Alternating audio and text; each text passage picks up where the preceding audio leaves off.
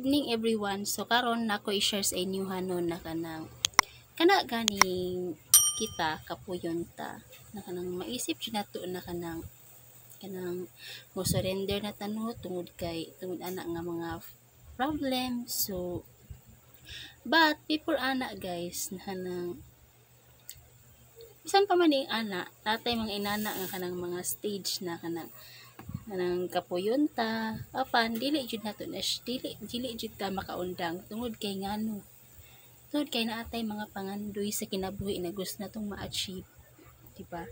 Kaya tulad ng manarbaho ta para maka-income, diba? So kita tanan maningkamot gid tano na kanang paano ta maka-survive sa atong life karon. Simpre tanan-tanan mga palitunon karon nagataas na, no? So kita tanan mangita jud tag paraan na makakaunta, makapalit ta sa tuang mga gustong paliton, no?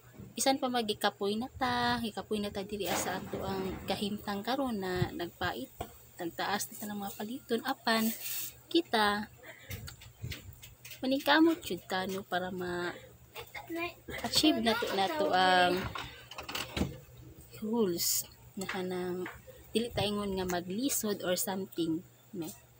So, ang goal sa kinabuhi, no, mga kanang bisan pa man or kanang nagkalisod ta na kanang najud tay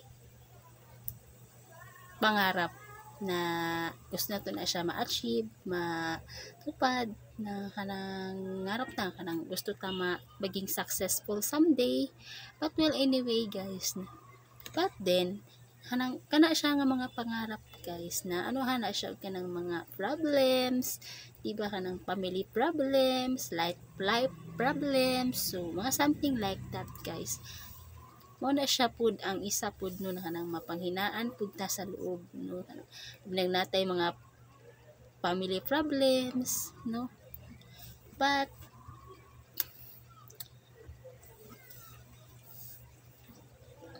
bisan pa man ning unana na kanang na-achieve gyapon nato ato ang goals bisan og kanang natay mga family problems kay kana siya guys, di man jud na siya maiwasan, no? Kita tanan na natay lahing kinabuhi, lahi ta og kanang mindset sa ato ang kinabuhi, lahi tag paningkamot to kita tanan, lahi tag paningkamot, lahi ta og kanang goals jud na gusto nato ma-achieve sa ato ang kinabuhi or sa ato ang life.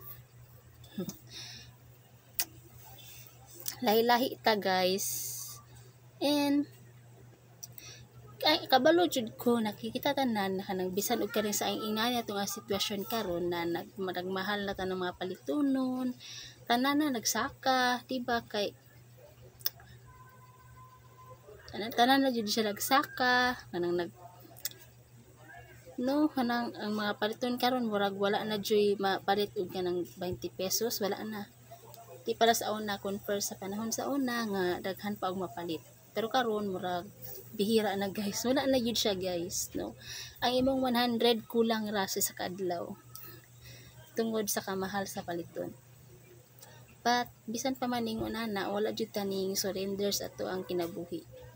Naningkamot jud ta, nagtrabaho ta na gusto nato na kanang maka-sustain to ta sa ato ang pamilya kada adlaw, di ba? Lalo na sa mga fathers, sa mga papa no na sila jud ang kanang nananing kamot para sa ilahang pamilya, no? Pati no og labi na pud sa mama pud niya kanang sila pud ang baliilaw ng tahanan sa pamilya. And bisan pa man nakaranas tag maingon ana no sa ato ang kinabuhi karon, wala gyapon ta na wala gyapon ta na wala ng pag-asa na ma-achieve nato ato ang pag goals, no, kanang mga dreams sa kinabuhi, diba? Kay ang uban gani pobre kaayo, ilang mga ginikanan pobre, yang papa mangingisda, ang mama is labandera, pero ang anak nakahuman tungod kay ang anak naningkamot no, para maahon niya yang ginikanan sa kahirapan no. Ingon ana unta dapat inana unta tatanan no. So but di man gud nato makuan ang tawo kung kay lahi-lahi mo gud tag diskarte sa kinabuhi. But bisan pa man og kanang ingana no, live happy gyapon ta na kanang bisan man lang og pobreta na achieve gyapon nato ato ang goals ta kanang gusto nato nga maabot, di ba? Kana lang guys. So I hope nga sa panahon karon na nagmahal na tanang palitunon, nagpait na. So I hope na kanang dili lang ta mawala ng pag-asa. Wag lang tayong wag tayong mawawala ng pag-asa guys, kasi lahat ng bagay may paraan, di ba? Lahat ng bagay may paraan kung gusto mo talagang gawin or ma-achieve sa buhay yung mga pangarap mo, kung gusto mo maging professional, maging businesswoman, lahat guys may paraan. Pag gusto mo lang may paraan, di ba? Magsikap lang tayo guys, at huwag tayong makalimot sa magdasal sa Panginoon, kasi si God talaga yung center sa atin, di ba?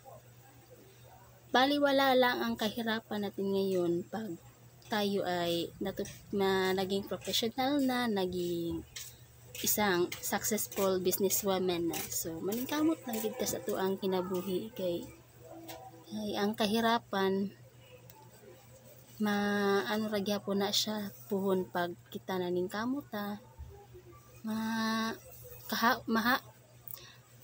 makalingkawas ra gihapon ta sa kahirapan. So kana lang guys, thank you for watching, bye bye.